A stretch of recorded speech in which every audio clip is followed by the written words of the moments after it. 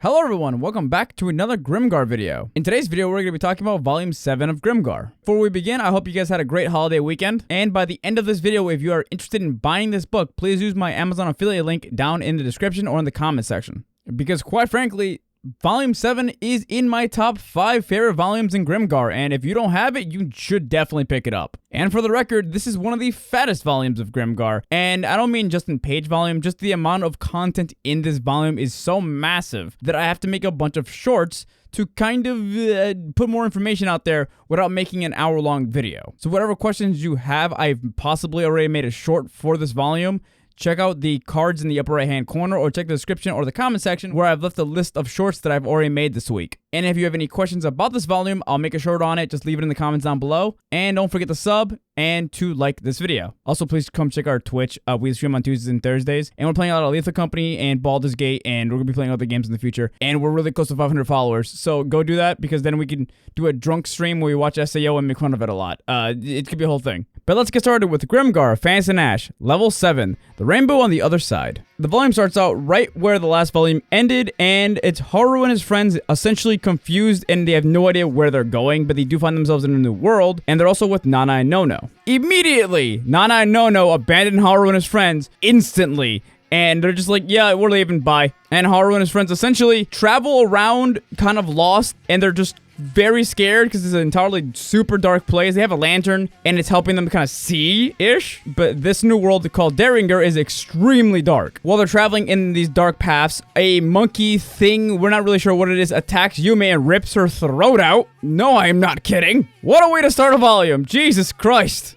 Obviously, everyone kind of panics a little bit, and Haru has another mental breakdown, which added to the pile, kids. Mary immediately rushes over to try to use Sacrament on Yume. Haru and everyone else thinks it's gonna fail, but it turns out that she can use Sacrament. It is slower, and it takes like twice the amount of energy to do, but she can use Sacrament in this place. I'm gonna explain something that happens later on in the story now, so I don't need to cut back to this later. Essentially, anyone who follows the light god Lumiaris or the dark god Skullhelm in this place has their powers halved. But after that insane panic attack of a moment, they travel down a hill and they find a bone-riddled corpse that has bones that humans don't really have. The inhabitants of this world are not really all that humanoid. And on this corpse, they find coins. These are black coins of varying different sizes, and these coins are going to be extremely useful for Haru and his friends, believe me. After roaming around starving for a little while, Haru and his friends eventually find a town that we're going to call Well Village. After scouting out and just kind of watching the people who live in Well Village, Ranta and Haru figure out that you need to cover up your face to be able to walk into Well Village without any consequences. It is assumed that if you walk in without a mask or something to cover your face, you will be shot on sight. Haru and his friends walk into the village and are immediately kind of confused and terrified. On one hand, everyone in this village is just monstrosities or some kind of crab person, or they're just all different kinds of races that they've never seen before. There's also a bunch of different stores, a blacksmith shop, general store, and a well. Haru goes up to the well and actually eventually figures out a way to get the guy who's guarding the well to give them water in exchange for one of the black coins that he found on the way here. The kids feel refreshed and they go out to kind of explore more around the outside area of Well Village. And when they find nothing, they try to head back into Well Village. When they realize that they're not allowed back in because it's too dark, they're kind of forced to camp outside. The next day, it opens up again. They go back inside and they go up to the giant crab grocer guy that they found the day beforehand. And they try to kind of like figure out how to talk to him in a really awkward way. The crab grocer is probably like the MVP of this book because he's just so nice to them. And in exchange for one of the black coins, he does actually feed them. He gives them a decent amount of food. Haru even refers to him as his new god, and it is a crab man. For the next couple chapters, it is actually a return to form for Grimgar in a certain way. They go back to the original Volume 1's idea of trying to survive in a new world kind of thing. They go hunting for black coins in a swamp area that eventually turns bad when Ranta gets poisoned. And there's also this giant jaguar monster thing running around, and it's a whole mess. They don't do very good for the first couple weeks of being here. And Haru and his friends stay in this world for a very long time. At one point, Haru and his friends actually get stuck outside again, and they get attacked by monkeys, and Ranta ends up killing one of the monkeys, and they kind of just eat it. They were starving, to be fair. After basically weeks of trying to learn a new language, scrambling around and suffering to get essentially pennies in this world, Haru and his friends meet a man called Unjo. He's a human that was actually stuck in this world for about 10 years. Unjo is such an important character to this volume, I cannot emphasize this enough. They even go out of their way to give Unjo characterization, and it's really good. This man is so detached from human society that he actually forgot a lot of the language, and he's starting to slowly remember it again as he talks to Haru and his friends. He also takes no shit from Ranta and is actively antagonistic towards Ranta at certain moments. Unjo tells them that there's a place that they can actually use their skills as volunteer soldiers more effectively to actually gain a lot of money and new equipment. There is essentially the small ruins near the town of Well Village that is basically just a bunch of undead monsters running around, which, by the way, I need to make a new video talking about these undead guys, because I made a video talking about the undead Grimgar a while ago, and I had a lot of stuff wrong in that video about these guys specifically, which I'll get to that later on. You should probably see a video of that pop up at some point this week before this video even comes out. But these guys are really interesting. They're also pretty messed up. But after that, Haru and his friends go to the ruins and start grinding up these undead monsters. The first time Haru meets one of them, he freaks the fuck out immediately. But they overall don't have that much trouble killing one of these guys. As a matter of fact, they actually start coming up with strategies to make them fight each other, because they do go after each other over going for Haru and his party, funny enough. So in a lot of situations, Haru and his friends will actually lead them to another dead one, which is the name of the zombies. I don't know if I mentioned that earlier. And we'll have them fight each other, and Haru and his friends will take out the winner. And they get a lot of loot that way. This goes on basically for another couple weeks as the kind of just grind, get new armor, get a very good living situation, because they're essentially saving up money so they can eat food every day now, again. And they have a nice little setup inside the town of Well Village. At some point, while Haru and his friends were fighting a group of dead ones, they find a very large, giant lion dead one. This lion dead one immediately attacks Haru and his friends. Haru, without thinking, uses himself as a distraction to keep his friends safe. He eventually gets away from this monster and regroups back with his friends. Mary is very mad at him for immediately putting himself in danger and actually calls him out for it. Once they get back to Well Village, they relax for a little bit and they all take shifts taking baths. Ranta decided to go get wasted at the general store, and Haru and Kuzuku actually sit down and they both have a very interesting conversation about how Kuzuku feels like he needs to be able to be as good a tank as Moguzu was. And this is the first time where they actually bring back Moguzu in a long time in the story. And how Kuzuku's essentially taking in the role of a character that was doing his job very, very well. And Kuzuku's kind of embarrassed and insecure about the fact that he's not as good as Moguzu. And Haru does tell him that he thinks that Kuzuku is becoming a great tank now. But he does tell him that thinking about replacing another person in a party isn't really constructive for his mental state, essentially. He's basically just saying, don't worry about replacing someone. We do miss Moguzu, but you are what we have now, and you are what is going to keep us alive. It's a very nice heart-to-heart, and eventually it leads to them talking about Mary and how Haru thinks that essentially Kuzuku is dating Mary, but he's not. He's been wrong this whole time, even though it was kind of obvious from the beginning, and no one actually fell for that shit, and I hated the simply subplot, but I'm glad it's done. It's over. It's gone. Thank God! I will say, poor Kuzuku was kind of depressed and sad about it, and he does say that he actually does love Mary quite a lot, which you're fucking like 15 or 16. Shut the fuck up. No, you don't. Later on that night, they all decided to turn in. While they were all asleep, Haru and Chihiro were awakened by essentially a delivery of charcoal to the blacksmith in the middle of the night, which I could be misremembering, but I'm pretty sure they're not allowed into the town in the middle of the night. Maybe it was more towards morning. I don't know. Again, time in this world is kind of loopy. But Chihiro asked to talk to Haru, and they decided to go over to a little pond area where they get to have a private conversation. Haru and Chihiro talk about how Haru feels about Mary for a little bit, and they also talk about how Haru keeps putting himself in danger to protect people, and Chihiro flat out asks him, if you had to choose who would live between you or Ranta, who would you choose? And Haru, without even hesitating, chose to save Ranta and let himself die, which surprised the living shit out of Haru. And Chihiro more or less is trying to tell Haru to not put himself in more danger than he needs to be, because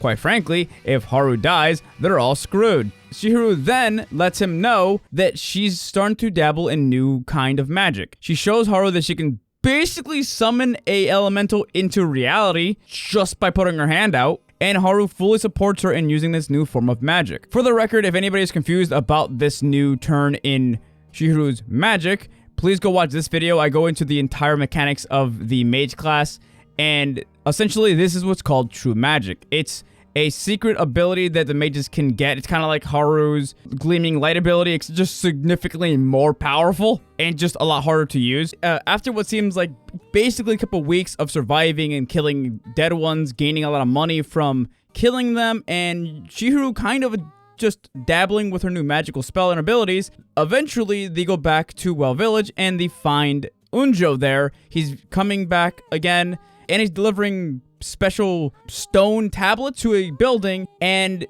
Haru and his friends follow him into the building.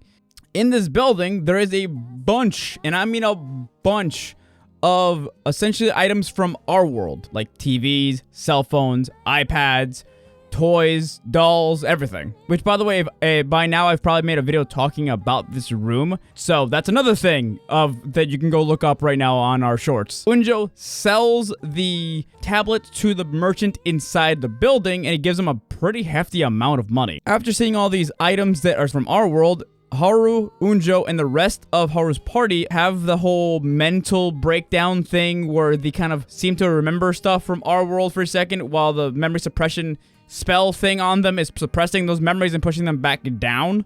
And they all talk about going back home and how they miss Grimgar, and they kind of are hoping that Unjo knows the way out. Unjo tells them there is technically a way out, but it is very, very dangerous. And they all agreed that they want to see this way out so they can decide for themselves whether or not it's worth trying or not. Unjo tells them that he'll be back in a couple weeks and to prepare for the trip. Unjo comes back to pick up Haru and his party, and they are ready to go on a trip with him. First, they have to buy this weird bell thing that essentially keeps monsters away, which is a very Dark Souls feeling thing, by the way. It's really cool. They have to keep ringing it or else monsters will be attracted to them. Even at night, they have to keep someone ringing this bell while they're on watch, or they could die. And on their adventures, they find a giant pile of what I can only describe as worms, and Ranta's being annoying as hell, so Unjo throws them into this giant pile of worms, and it's kind of funny, honestly. Everyone kind of doesn't care all that much that Ranta gets thrown into a giant pile of worms. Haru kind of does, sorta, but he's fine, And they eventually make it to Herbasit. If Well Village is a calm place where violence possibly could happen if you're not wearing a mask, Herbasit is a town that's the opposite, where violence happens all the fucking time, and if you are wearing a mask, violence will definitely happen to you. This place is terrible. People try to get into fights to the death on a daily basis in this town, and Yume at one point gets nailed in the back of the head by a rock and starts to bleed. Ranta almost fucks up everything by almost picking a fight with the person who threw the rock, and they all have to stay very, very calm. It gets to an insane degree. They also kind of almost get tackled multiple times.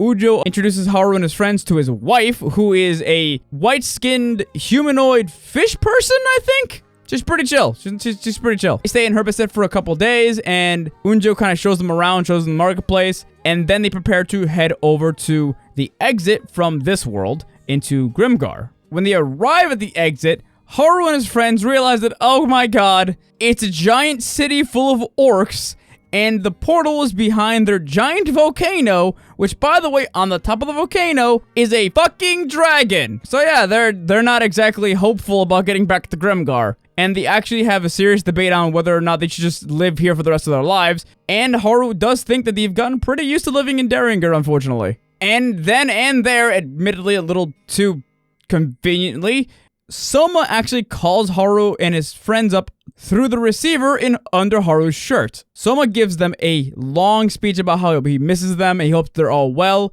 He knows they're out there and he believes in them, and he lets other people in his party actually talk to them as well, and he lets them know that the rest of their friends are all okay back in Grimgar. Pretty much the entirety of Haru's party have kind of like teary-eyed responses to this. Haru starts just shaking because of how incredibly happy he is to hear someone else's voice from Grimgar. And they basically decide then and there that they do plan to head back to Grimgar. They say goodbye to Unjo, which I like the way that Unjo says goodbye to them, honestly. And they spend the next couple, what seems to be months, going from Well Village to Herbasit to the Orc City and just constantly scouting the place out and making a plan out to decide how to get through the city. Haru takes multiple scouting adventures to go into the city, and we go into a lot of detail about how we feels about going into the city. He gets comfortable going in by himself. And eventually, he does sense somebody watching him. When he gets back to his friends who are basically camping out outside of the Orc City, it turns out that it's Nana and Nono,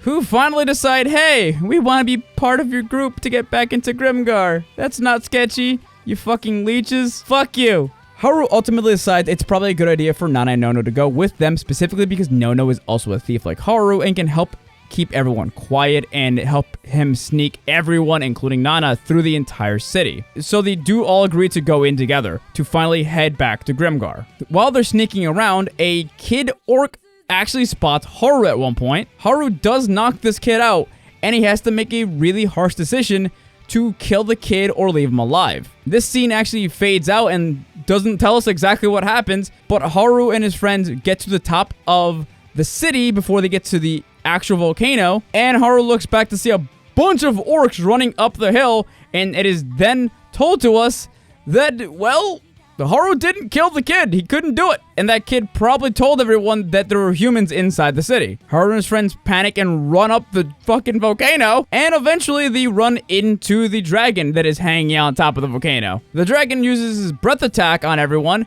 No one gets seriously hurt, but Haru does get scorched. Like, part of his left side of his body gets kind of really close to the fire, and it does get sort of hurt, but the worst part is that his foot falls into some lava, burning it badly. Because of the dragon, everyone kind of gets separated. Specifically, Haru's by himself, and he's struggling to move. And because the writer of Grimgar hates Haru, Haru finds the one orc savage on top of the mountain, and he tries to fight Haru, while Haru's incredibly damaged. Haru panics, but he also remembers that he has assault, and he actually plans an attack out to take out the orc as fast as possible. Once the orc swings, he ducks his attack and uses assault and beats the absolute crap out of his orc by stabbing it, jabbing it, and eventually even bites his ear off. The orc does die. Haru kind of passes out, and then Mary finds him and uses Sacrament on him. Party picks up Haru and immediately moves towards the exit portal, finally getting out of Derringer. And that's basically where the book ends. Oh, God, this book is thick. It's got a lot of stuff going on, and it's honestly really good. And honestly, going into the characters, it's great. This book does a lot of stuff for all the characters, and they give stuff for Haru. A lot of Haru character development. He starts to understand that he probably shouldn't sacrifice himself all that much because it's dangerous, even though he does it constantly. Kuzaku gets development, and he explains to Haru that, they were never together with Mary. And you get to see his, more goofier, kiddish side at this point. Ranta, through this entire book, is kind of trying to be the realist, but he's just coming off like an asshole. But it's done in a way where I kind of get where he's coming from, but at the same time, he's just being a Ranta. It makes it hard to, defend him. Shihiro gets actually a lot of character development in this book. It's subtle, but it's really good. She's noticing different things with different characters, and she talks to them about it, and she even takes charge and is second in command in this book, where she's keeping watch over the entire party. They give Unjo surprising amount of character.